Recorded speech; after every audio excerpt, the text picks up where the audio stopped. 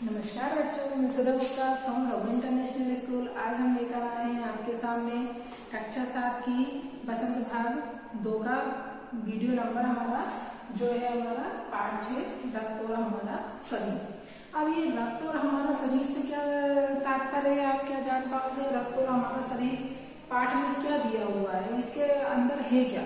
तो मैं इसको आपको थोड़े समय में ही सूक्ष्म रूप में थोड़ा सा इसका सार समझाने जा रही हूँ। रक्त और हमारा शरीर है क्या। अब आप बोलोगे हम इतना बड़ा चैप्टर तो वीडियो के माध्यम से हम इसमें बता नहीं पाएंगे, लेकिन मैं इसका थोड़ा सा सार समझा दे रही हूँ जो आपको मालूम पड़ेगा रक्त और हमारा शरीर होता क्या है। तो यहाँ पर ये कहानी है दिव्या, अनिल और एक दीदी। जो दीदी रहती है, जब अनिल अपनी बहन दिव्या को कहाँ पर लेकर जाता है अस्पताल, उसको कुछ थकान सी महसूस होती है, तो अनिल अपनी छोटी बहन दिव्या को हॉस्पिटल लेकर जाता है। तो वहाँ पर उसको क्या होता है, उसके रक्त की जांच की जाती है, सूक्ष्मदर्शी के द्वारा उसकी जांच की जाती है। तो वह यह सब अनिल जानने के लिए डॉक्टर दीदी के पास जाता है। डॉक्टर दीदी से पूछता है, डॉक्टर दीदी दिव्या को खून की जांच हुई है, तो वो खून की जांच क्यों ली गई है और उसमें क्या आएगा? तब इतना सुनते ही डॉक्टर दीदी ने दिव्या की उंगली से रक्त की मतलब जो कुछ बूंदे उन्होंने ली थी और उसको एक क्या करा, उन्होंने शीशी में भरा। स्लाइड आप जानते हो, जब आप खून की जांच करवाने के लिए जाते हो तो डॉक्टर एक कांच की एक स्लाइड, जिसको ऐसे चौकोर को लेता है, उसको स्लाइड बोलते हैं, तो उसको लेता है और इस पर वो खून को लगा देती है। अनिल से बोली, अनिल तुम कल अस्पताल से रिपोर्ट ले जाना। अगले दिन अस्पताल पहुंचकर अनिल ने डॉक्टर दीदी के कमरे के दरवाजे पर दस्तक दी। भीतर से आवाज आई, आ जाओ। अनिल कमरे में प्रवेश किया तो पाया डॉक्टर दीदी सूक्ष्मदर्शी द्वारा एक स्लाइड की जांच कर रही थी। स्लाइड मतलब सूक्ष्मदर्शी के माध्यम से ही जो हमारे रक्त की जांच की जाती है। आप सभी ने देखा होगा कि हम सब लोगों की रक्त की जांच एक स्लाइड के माध्यम से की जाती है। फिर डॉक्टर लोग उसमें देखते हैं कि हमें बीमारी क्या है और उसकी जांच होती है। तो उसके माध्यम से जब वो दीदी उसको देख रही थी, तभी अनिल ने उनसे पूछा। डॉक्टर दीदी ने साबुन से हाथ धोए और तौलिए से पोंछती हुई बोली, अनिल दिव्या को एनीमिया है। क्या है? दिव्या को एनीमिया है। डॉक्टर दीदी ने अनिल को बताया। तो ये एनीमिया क्या होता है, तो ये जानकारी जानने की अनिल के मन में एक इच्छा हुई कि एनीमिया होता क्या है। तो अनिल के मन में जिज्ञासा उत्पन्न हुई। जिज्ञासा मतलब जानने की इच्छा उसके मन में आई। वह बोला, दीदी एक सवाल पूछूं? तो दीदी ने बोला, हाँ हाँ बोलो बेटा, क्या है? तो डॉक्टर दीदी ने कहा, एनीमिया है क्या? एनीमिया है क्या दीदी, इसके बारे में आप मुझे बताइए। तो दीदी ने बोला कि एनीमिया ये जानने के लिए तुम्हें रक्त के बारे में जानना होगा।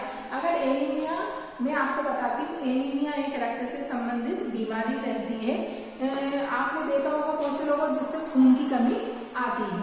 तो दीदी ने बोला कि एनीमिया के बारे में अगर तुम्हें जानना है तो तुम्हें पूरे रक्त के बारे में जानना होगा।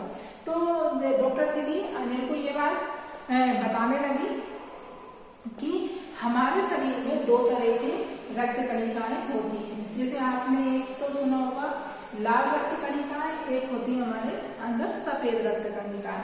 तो ये दोनों ही हमारे अंदर शरीर में खून बनाने का कार्य करती है और इसी से हमारे इनमें से किसी की भी कमी होने के कारण हमारे अंदर वो खून मतलब वो रक्त हमारे शरीर के अंदर नहीं बन पाता है।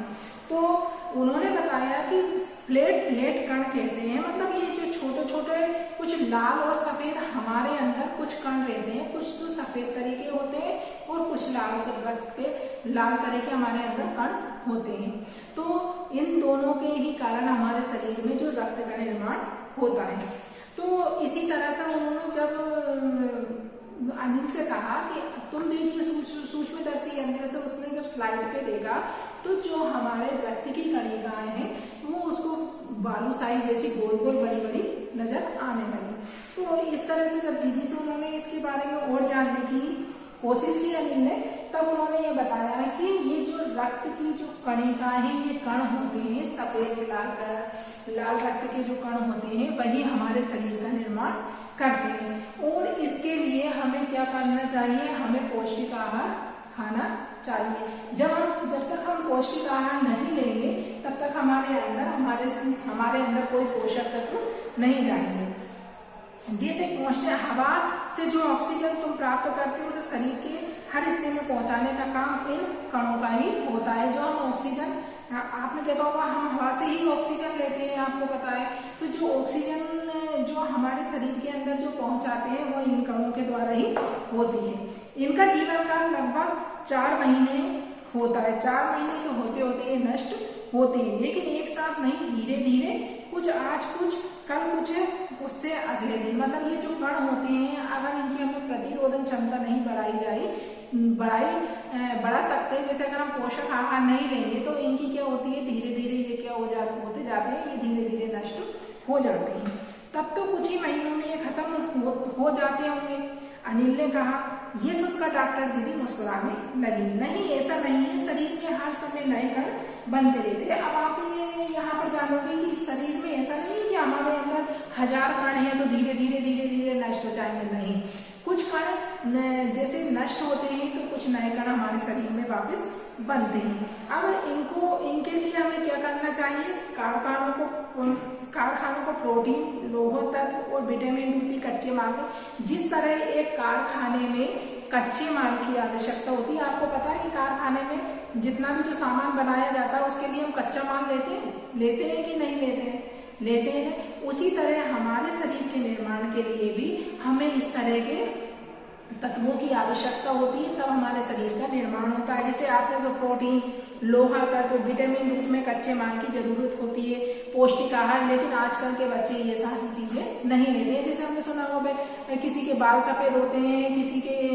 किसी के अंदर थकान महसूस होती है, कोई बच्चा दौड़ नहीं सकता, कोई बहुत वीक रहता है, तो उसका कारण क्या है, हरी सब्जियां नहीं खाना।